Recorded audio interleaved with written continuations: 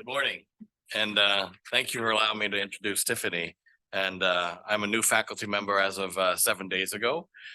So I still don't know where anything is, but I do have the distinct honor of introducing again the American College of Surgeons Carlos Pellegrini training fellow, Dr. Tiffany Wong. She's visiting us from the University of Hong Kong, which many of you probably know is a world-renowned liver transplant center and liver surgery center. Tiffany Wong has spent her career basically at the Department of Surgery and the University of Hong Kong. She spends time both at the Queen Mary Hospital and serves as the division chief of hepatobiliary and pancreatic surgery at the Shenzhen Hospital, also associated with the University of Hong Kong. Her CV reveals that she's received multiple awards and honors for her investigative work in transplantation. And the fellowship, the Carlos Pellegrini Fellowship, brings her to many transplant centers, including University of Washington. Her research interests include studying the outcomes of liver transplantation for hepatocellular carcinoma and the management of small for size syndrome in living donor liver transplants. We are so lucky and fortunate to have Dr. Wong visiting us from Hong Kong. We had a wonderful dinner last night, and I wanted us to all give her a very warm welcome to the University of Washington Department of Surgery. The title of our presentation today is From Tina to Tara, the story of liver transplant, and we look forward to hearing her talk. Thank you very much. Thank you, Rio, for the introduction. Thank you, Deborah. And let me unmute myself. So it is my honor to come to share with you some of my research work in Hong Kong. So I have no conflict of interest. This is the city where I come from. Hong Kong is located in Southeast Asia, Southeast China, and before 1997, we were a British colony. And so basically our medical, judicial, and economic system is very much a British system. It's very different from the one in China. And in our organ allocation system, basically we followed the UNOS system.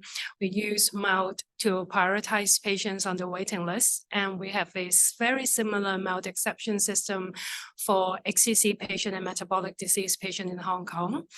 And this is Queen Mary Hospital where I work, and it's the only center for liver, heart, and lung transplant in addition to kidney in Hong Kong. And other than us, then there are 4 other kidney transplant centers in Hong Kong. The first difference between Hong Kong and United States would be the etiology for liver disease. This review article talked about the etiology for cirrhosis in the last 2 decades. So at the time of publication in the last 20 years, the leading cause of cirrhosis is still Hep C in here, but I'm sure 5 to 10 years down the line, it will be fatty liver disease, alcoholic. But in China or in Hong Kong, basically hepatitis B dominate. So around 80% of my patients, they are hepatitis B carrier.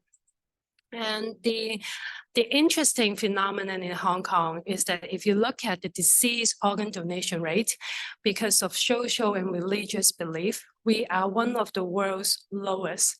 It's like 10% when compared to the US figures. But on the other hand, if you look at the living donation rate, we are one of the top regions in the world. So that's why since we started the program, we've performed 1,610 liver transplant. Around 60% of them were from living donors. And in our living donor liver transplant, most of the work is for adults. And in our center, our living donor liver transplant are mainly done with the right slope with middle hepatic vein. We almost always include the middle hepatic vein with the right lobe graft, which is not that usual when compared to other centers. Most people kind of use a right without the middle. So the title was From Tina to Tara. Tina is a financial term.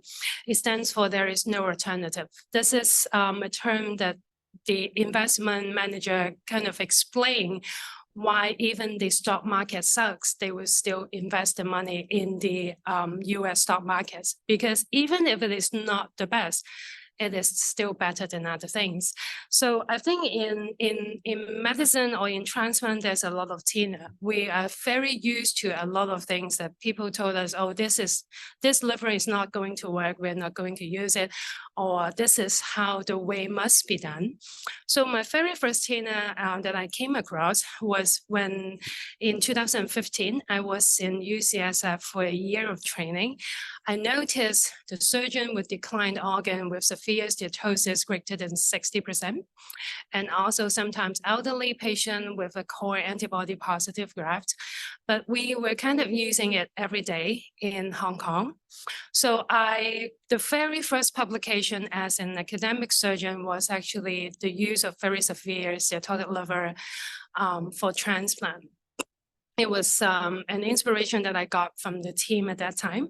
So in Hong Kong, because of the high prevalence of hepatitis B, 8% of our population is hepatitis B carrier. So our core antibody positive rate is very high, it's 30 to 50%. So we cannot discard these organs because it is a very important source. And there was an interesting paper in Journal of Hepatology in 2013. It was a multi-center retrospective study from Italy. They said if you use hepatitis B core positive organ to non-hep B recipient, the graft survival will be poorer and is an independent predictor for graft loss. But if you look at the reason for graft loss, it's mostly due to perioperative event, infection, cardiovascular problem, and de novo malignancy. It wasn't really related to core antibody status. So I look into our own data. From year 2000 to 2015, there were around 1,000 transplants in my units. Around 43% were from core positive donors. And we allocated this liver to 108 non-hep B recipients. And in our center, we only use antiviral monotherapy, that is entecavir or tenofovir.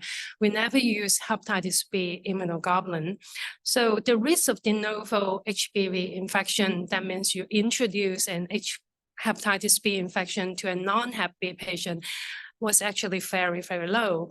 And we only observed this in the lamivudine era. I think no one is using lamivudine for the adults now. And since we switched to entecavir, we have not seen a patient with de novo hepatitis B. And if we look at the long-term outcome, it was the same as the hepatitis B core negative organs.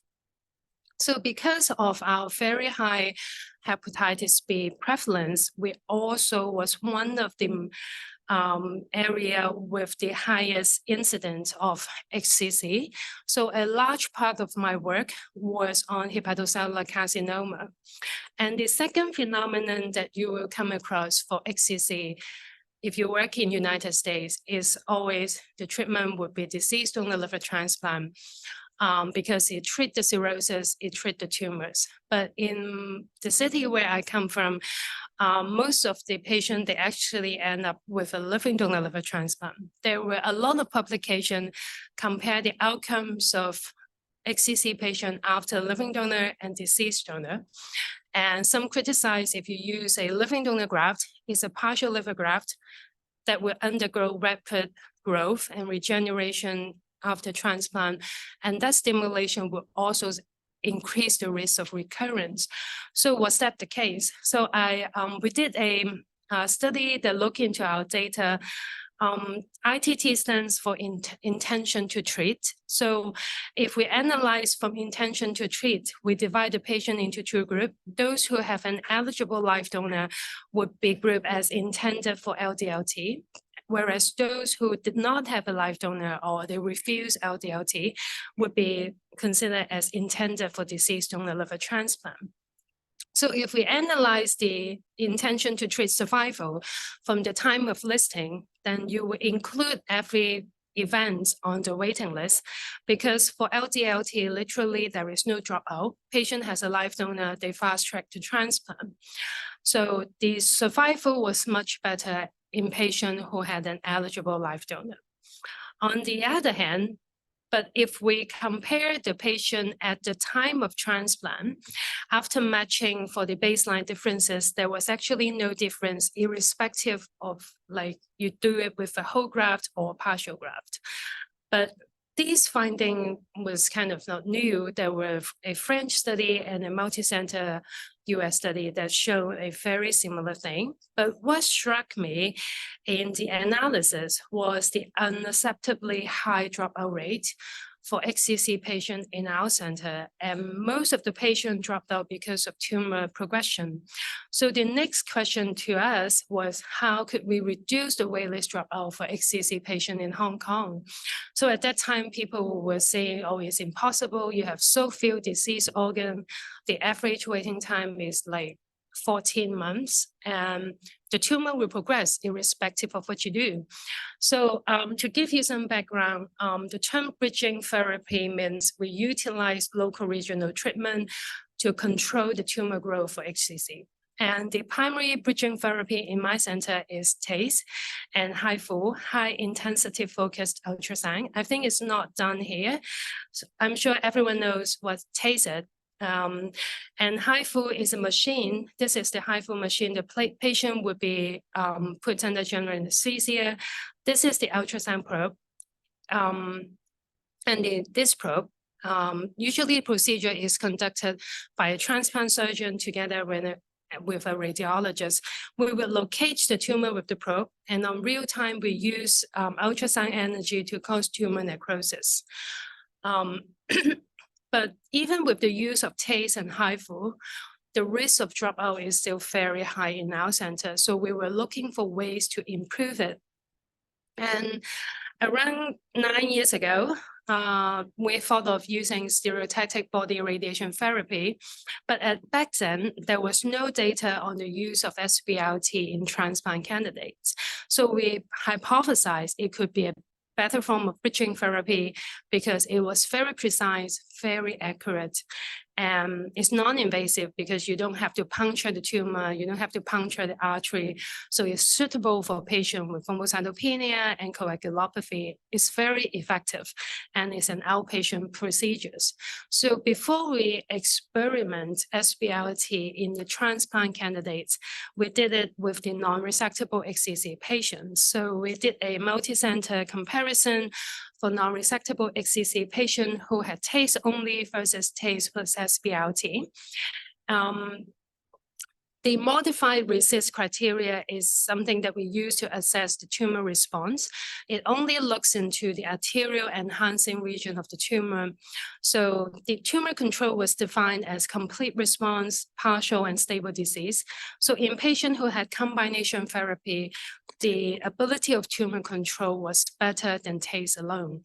And because of a better tumor control, it translates into a better survival. So then in 2015, we started the prospective trial to enroll HCC patients on the waiting list for SBRT. And during the study, we enrolled 40 HCC patients for SBRT. And the outcomes of these patients were compared to retrospective control who had TACE and HIFU. And this is a chart that shows the tumor control rate after local regional treatment. So at 3, 6, 9, and 12 months after local regional treatment, you could see that the tumor control ability for SBRT was superior than TACE or HIFU alone. And the tumor control power was sustained. Whereas if you compare TACE and HIFU, the ability of tumor control tended to decrease over time. So let me show you an example. So these patients had Hep B cirrhosis and had a 6.5 centimeters for HCC. So it was at the edge of the UCSF criteria. And it's a T3 lesion not eligible for MELD exception. So the chances that he would receive an organ in Hong Kong was very, very low. And he had SBRT, and 3 months afterwards, the tumor shrank to 4.5 centimeters. So he went on to receive T2 exception. And then 6 months afterwards, there was no arterial enhancement on the tumor. So there was radiological complete response. And we did a PET scan at that time. It was also metabolic quiescent. And 11 months after bridging therapy, he went on to receive diseased donor liver transplant. And on pathology, there was complete pathological necrosis. So the tumor control ability was excellent for SBRT. So when we use comparative risk analysis to compare the risk of dropout, of course, the patient had the less risk of dropout if they had SBRT. But if we look into patients who reach transplantation, then irrespective of the local regional treatment, there was no difference in overall and recurrence-free survival after transplant. So since then, SBRT has become the primary bridging therapy of choice in our center. So then we didn't stop there. So the next question is, can we extend the indication for SBRT? Can we use SBRT as downstaging? That means patients who are initially ineligible for transplant, you won't consider them for transplant. But then SBRT alone is kind of not that perfect. We want to improve the tumor control rate. So, and now immunotherapy is very popular. So we want to incorporate immunotherapy. So again, before we tested in the transplant candidate, we did it in the non-resectable HCC patient. This was a recently published single-arm phase 2 trial in our center. We used SBRT plus immunotherapy plus TACE, but and the study included patients with non-resectable HCC. And all these patients has locally advanced tumor. You would not consider upfront resection. Most of the patient will be left with either systemic treatment or TACE alone. But after the trimodality approach, 12% of the patient with a median time of follow-up of 2 years, they were converted to curative treatment, that is resection or RFA or combined. And 42 patients actually had radiological complete response. So, so then with the data from this trial, we are doing a prospective study for very, very advanced HCC to consider them for transplant. So this was a patient that I recently come across. I think no one in the room would offer transplant for him. He has very extensive tumor occupying the whole left lobe, bilateral portal vein thrombosis because of tumor. So even the bifurcation and part of the right portal vein was also involved. So in some centers in South Korea, they would probably offer upfront LDLT for this patient.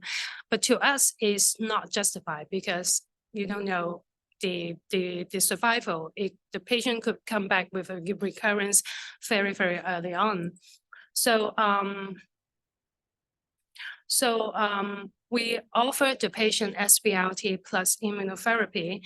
He had 5 sections of SBRT followed by 6 months of immunotherapy. You can see on serial CT scan, the left lobe was shrunken. Also, the liver has some evidence of decompensation. It was getting smaller and there was ascites. But then if we look at the tumor size, the alpha-fetoprotein, and also on the FDG uptake, there was absence of uptake on the PET scan. So we went on to proceed to right lobe living donor liver transplant for him in August. He received a right lobe graft from his son. And this is the explant. The left lobe was very small.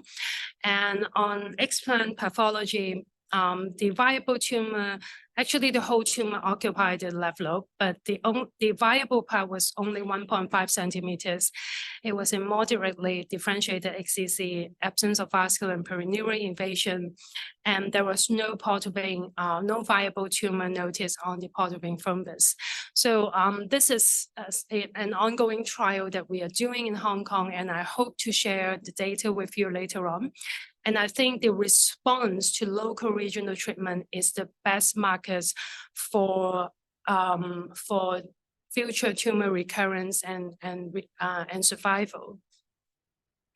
So another part of my research, because we are doing LDLT kind of day in and day out. So we are very used to doing LDLT for everyone. Our selection is literally the same as for deceased donor liver transplant. So another common or another TINA phenomenon in transplant is for high MELD and hepatorenal syndrome patient. Everyone is so used to deceased donor liver transplant because it's often criticized if you offer LDLT, it's not good, not justified, and not necessary because the outcome is inferior. And because of the inferior survival, you should not risk a living donors. And deceased organ is readily available, the patient got priority, but the waitlist mortality for this patient is not zero. So this is a 35-year-old Canadian. He had acute on chronic liver failure, INR of 4 and bilirubin of 40. Dialysis dependent. His wife came with him from Canada and volunteered to be a donor. So would you offer LDLT for him? I think probably the answer is no. And we did a right look with middle hepatomegaly from his wife. This is the couple on post-op day 1, day 12. And this is a recent photo that I got from the family 1 month ago, 7 years after transplant. So in literature, if you look at whether LDLT is justified for high MELD patient, you will find a lot of publications. Most of them, I think except the one from Toronto and Tester, most of them were from Asia. And there were 2 publication is from my unit. And because in the early result, the patient survival is so poor, it's less than 50% at 1 year, 100% complication, and donor has a severe complication as well. So in year 2002, the New York State Committee of Quality Improvement in Living Donation actually recommended LDLT should not be done in patients with high MELD and dialysis dependent. But in our center or in Asia, it's very, very commonly done. So in our analysis, we included patient with a listing MELD greater than 25. And also we look at them to see whether they have been eligible live donors. And there were 212 patients who had a potential donor, and 113 patients did not have a potential donor or they refused LDLT.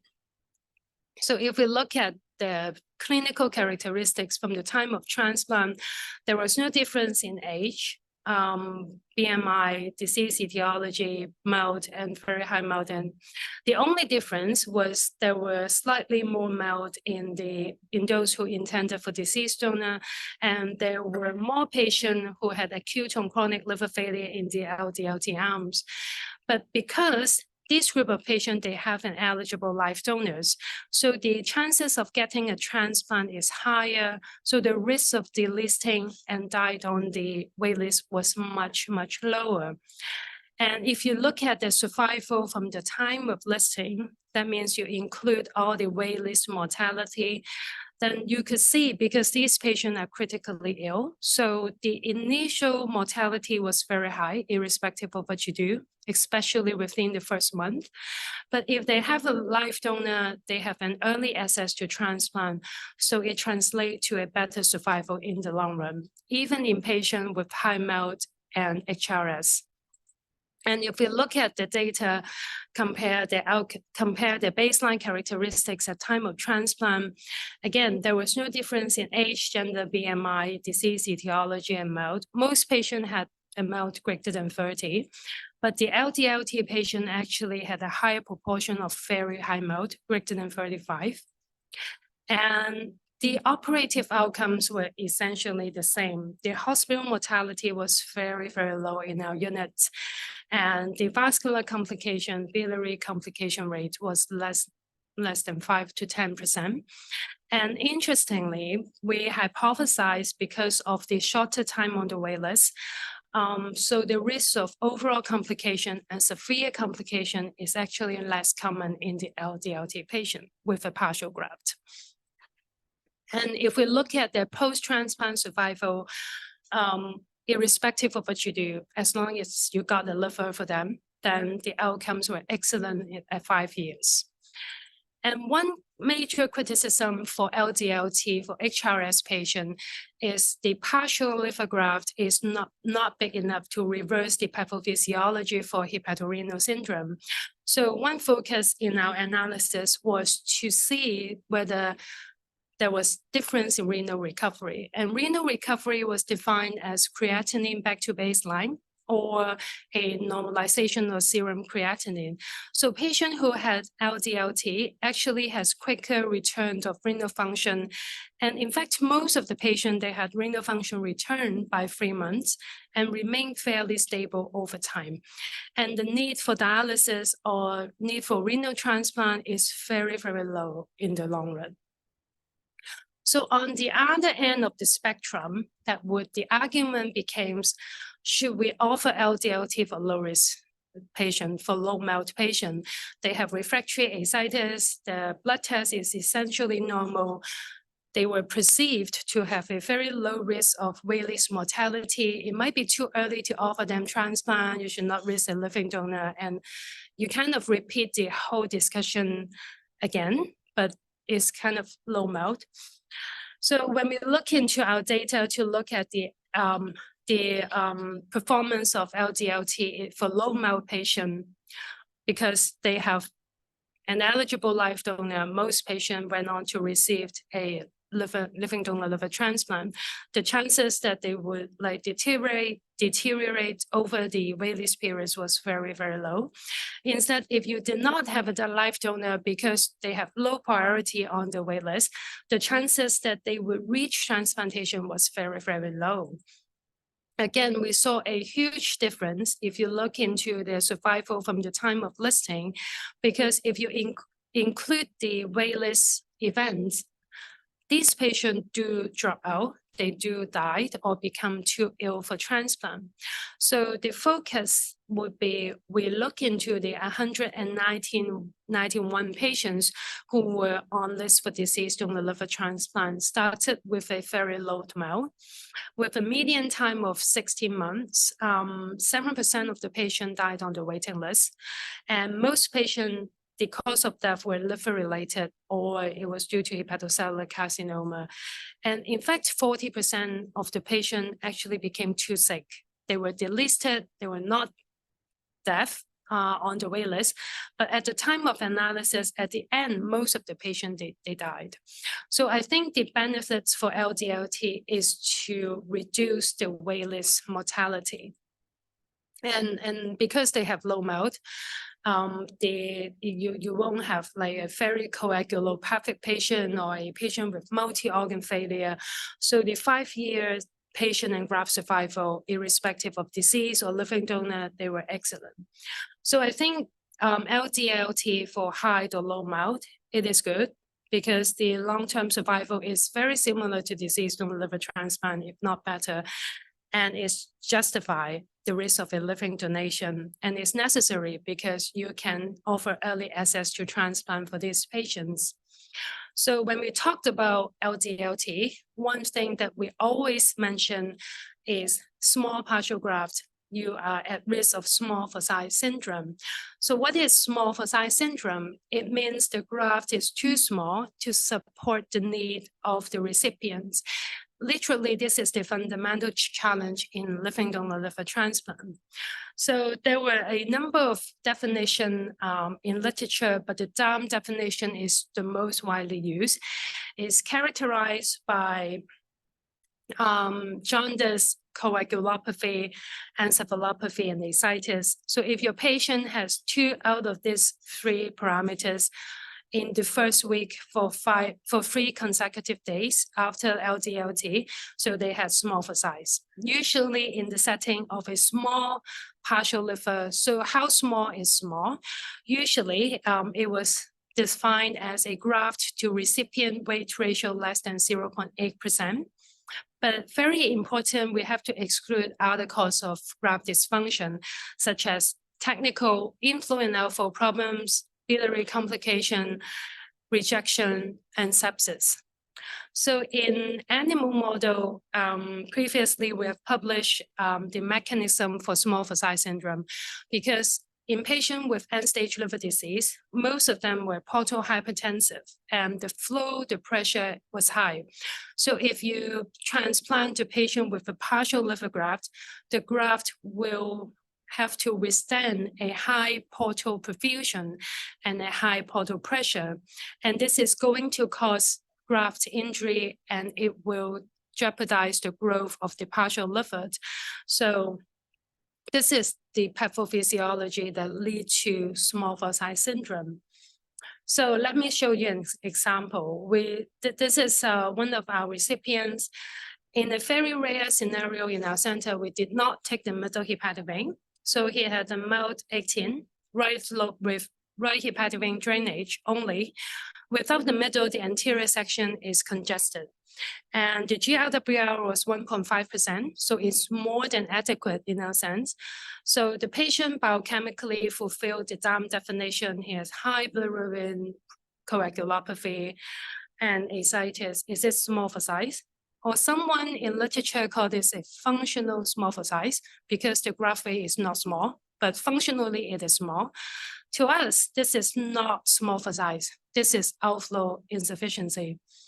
So because we want to avoid small for size syndrome in LDLT, we have very different graft option. You have left lateral, left, right, with or without middle. Reconstruction is so confusing. Ultimately, what we want to avoid was small for size syndrome. But when we try to avoid small for size syndrome in our recipients, we translate the risk to our donor because you tended to take a bigger piece of liver from the donor, and the risk would be higher for the donor. In general, the quoted mortality for living donation for left lobe is 0.1%. And it was 0.5% for right lobe living donation. So you can imagine if you do 200 liver transplant, you will see the difference, a 0.1 and 0.5% difference in mortality. And remember always in living donor liver transplant, donor death, even one is too many.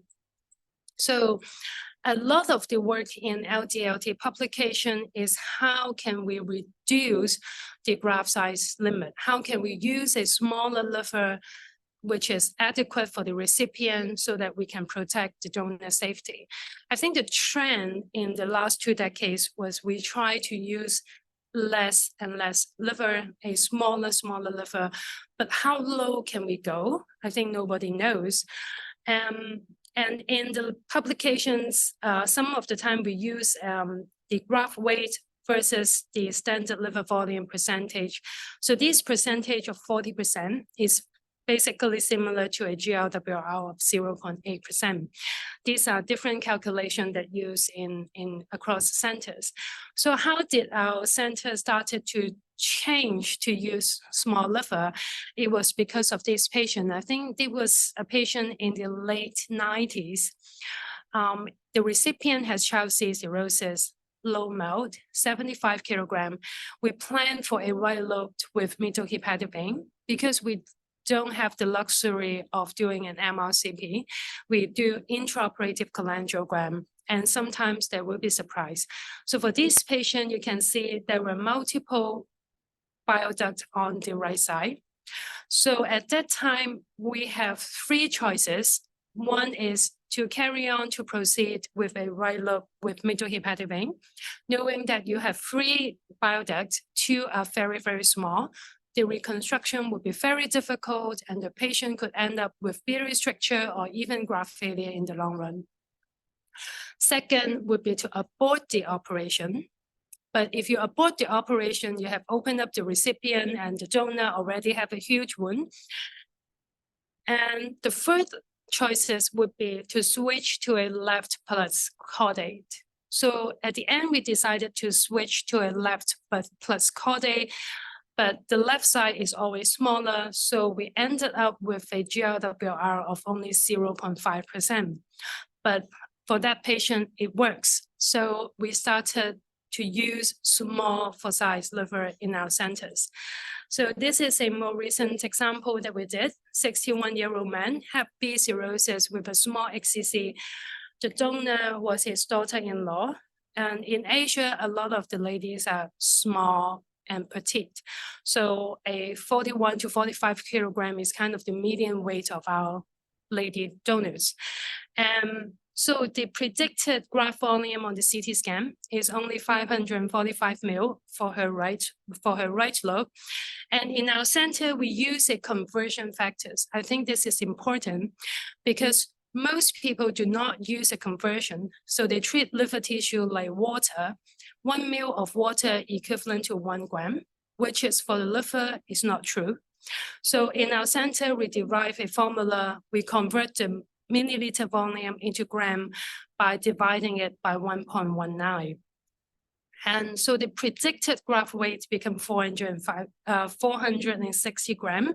The predicted GRWR was only 0.475%, which is very, very small because the standard is 0.8.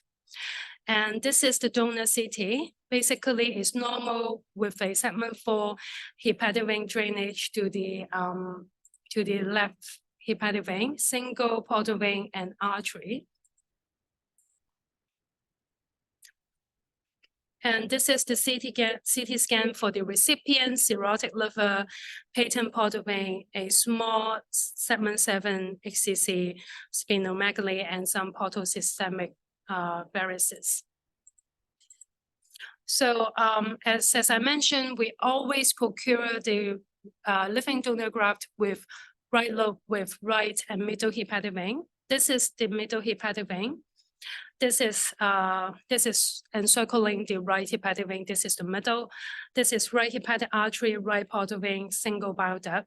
Because the graft size was very small, we decided to take the caudate lobe as well. So this is what we got at the end. A right lobe living donor graft with middle, right, and also the caudate. Even with the caudate, you kind of increase your graft weight by 100 to 150 gram, which is usually not adequate. The actual GRWR is 0.478%. And on the bench, we use our anastomosis weight might be slightly different from here. This is the right hepatic vein. This is the middle hepatic vein. Instead of joining 2 openings to the IVC, on the back table, we join the 2 circles together to form a triangle. This is the base of the triangle, and this is the height. So this is the middle, and this is the right. And after performing the rhinoplasty, we would implant the graft to the recipient IVC. We will open the recipient right hepatic vein, and with the measurement according to the rhinoplasty, that is the triangle measurement. So this is the base, and this is the height. And then we will join this together, and this point to this point together, so kind of like a tent. And in our center, in general, we prefer liver graft greater than 0.8%, but very often you don't have a choice. If you have a small donor, you have to, either you reject her or him, or you accept for a smaller liver graft. So if we go to below 0.8 to 0.6 to 0.8%, it is possible if there is no alternative donor from the friends and family, and the potential recipient had less than 2 organ failure in addition to liver, and they accepted a higher risk for small vessel syndrome. And as I mentioned, in animal study, the portal flow and portal pressure is very important for the growth. So we aim for a portal flow of between 150 to 300 per 100 gram graft weight per minute, and a portal pressure preferably less than 15. And if the parameters doesn't fit the optimal portal flow and pressure, we would modulate the portal flow. And the way to do it is not to tackle the portal vein, but to tackle the splenic artery. Because if you stop the you ligate the splenic artery, then you would reduce the splenic vein return to the portal vein. So when you ligate the splenic artery, usually you will decrease the splenic vein return to portal vein by 40 to 50%. So our choice would be splenic artery ligation or in rescue manner, that means you do it after the operation, then you don't want to take the patient back to theater, we will offer splenic artery embolization. And in Japanese center, it's very common that they do splenectomy, but we no longer did it since 2003. And we never do portal cable shunt.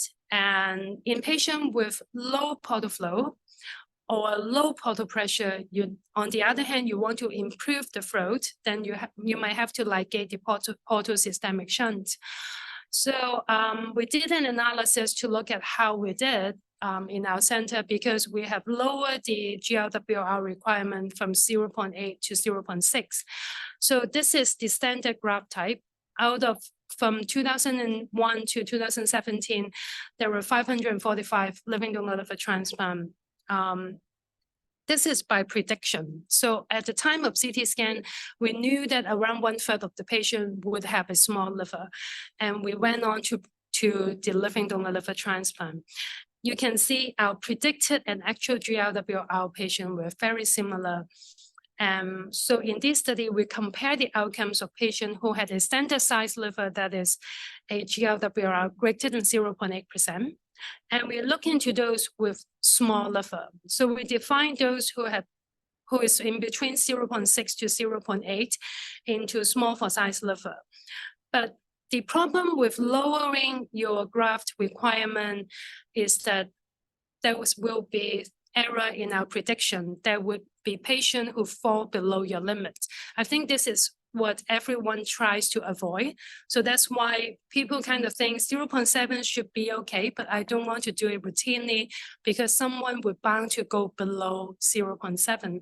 So we do have 39 patients who have the graft less than 0.6%. So we call this extreme small for size. So I think the first prerequisite for successful use of small liver in a transplant center is you have to look into your data to see how accurate is your prediction. If your graft weight prediction is not accurate, like what you got on the CT scan from the radiologist has a huge error, what turns out at the end, then you cannot change the limit because you cannot predict what you have. But in our center, the predicted and the actual GLWR, we define accuracy to be within plus or minus 10% limit. And basically there was no difference. So I think that is a very important point. And if we compare the outcomes for these three groups of patients, of course, those who have a small liver tended to be male recipients, they have a higher BMI, but the mild indication and pre-transplant status were fairly similar. And what about the operative outcomes? So the ICU stay, hospital stay, severe complication was similar irrespective of your graft size. And we did not have hospital mortality for the extreme small for size patients. And in our cohort, the hospital mortality rate was very low. And I will explain the small for size phenomenon a little bit more later on. But because of the very small liver, this group of patients, they have a higher chance to require portal flow modulations. And if they survive the transplant surgery, then the outcomes in the long run is the same. Once your graft regenerate, it is durable and comparable survival could be achieved even at 5 to 10 years after transplant. So the ultimate problem for living donor liver transplant was small for size syndrome. Traditionally, it is treated as an equivalent to graft loss and death. So everybody tries to avoid it. And in our study, 26 patients had small for size syndrome. 5 were from the extreme small for size group. 21 from this small for size. That means a GLWR between 0.6 to 0.8%. So this is a table that shows the outcomes after small for size syndrome. In fact, for most patients, nothing major happened. They have poor biochemical data, they have high INR in the first week, but they remain well. There was no complication and no hospital mortality. They improved at the end. In 4 patients, we have to perform portal flow modulation. 2 were performed in a preemptive manner. That means we did this splenic artery ligation intraoperatively. And in 2 patients, it was done as a rescue. That means we do it after the operation. For the first patient in our series, we performed splenic artery ligation.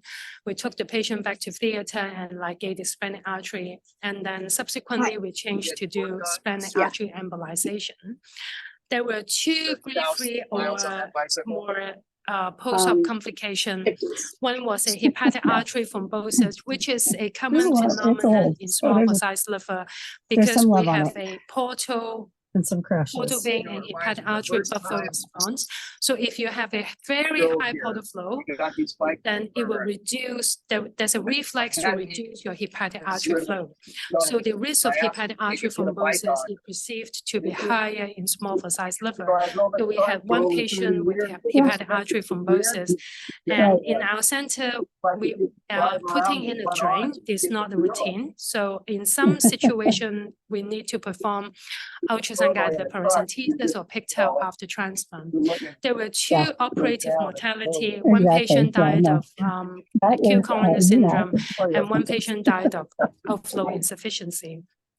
So it seems that our outcome was acceptable.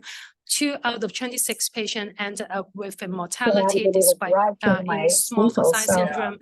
But the issue is if you do not do portal flow modulation judicially and promptly, and if you do not monitor your hepatic artery signal, you do not rescue your graft, we could end up with a 7 out of 26 mortality. That will increase your mortality to 30%. And this is consistent with what's been reported in the literature. So to us, if we use a partial small liver, portal flow monitoring and portal pressure monitoring is mandatory. And based on the data, because we have a name, preferably pressure less than 15, and a portal flow between 130 to 300 per 100 gram graft weight per minute. I think we really need to achieve that if you want to use small size liver. In patients with small size, very often both parameters are high. In patients with outflow obstruction, that means the hepatic vein was twisted, then you will have a very high pressure, a variable flow, or sometimes you will see reverse portal flow on the intraoperative ultrasound. In patients who have portal systemic shunt, they have inadequate portal flow, then both of these parameters will be low. So I think we need to improve the portal flow to reach the optimum values. And for the management for small size and living donor liver transplant, it will improve with experience. So this is a publication from our center more than 10 years ago. We look into our initial series of 320 patients with white living donor liver transplant. So in that era, small liver size was defined as the graft volume versus the standard liver volume of the patient less than 40%. So in our initial 50 liver transplant, 12% of the graft were small size, that is less than 40%. And subsequently, we improved the utilization of small liver to 19%. But if you look at our data, because one cross, it represents 1 hospital mortality. Initially, the mortality was very high. 3 out of 6 patients died in our early series. But after we learned from our experience how to improve portal flow, how to optimize the portal flow, we have not seen a hospital mortality in the subsequent 270 patients. So I don't think every center could go for using very, very small liver. It will improve with experience. If you are just at the starting point of a living donor liver transplant program, probably the best will be stick to 0.8%. But as your team become more experienced, you are more experienced with portal vein and also portal flow and pressure measurement, then you can reduce your graft size limit gradually. So I hope with my presentation, I have I have convinced you that there's a lot of TINA in literature, but it's time for Terra. There are reasonable alternatives. So for extended criteria organ like core antibody, I think they are precious organ source and should be used for liver transplant. And SBLT should be considered as bridging therapy and potentially could be used for downstaging treatment. And we also use SBLT even for pediatric patients. And one of the greatest advantage for LDLT is to allow early access to transplant, and it's feasible and safe for high MELD patient. And on the other hand, if you have a low MELD patient, they have low priority in the allocation system. LDLT represent a very precious access to transplant as well. And small vessel size syndrome is not a synonym for graft loss and death, and the GLWR requirement could be reduced in adult LDLT in experience center in selected patients. Thank you very much. Thank you.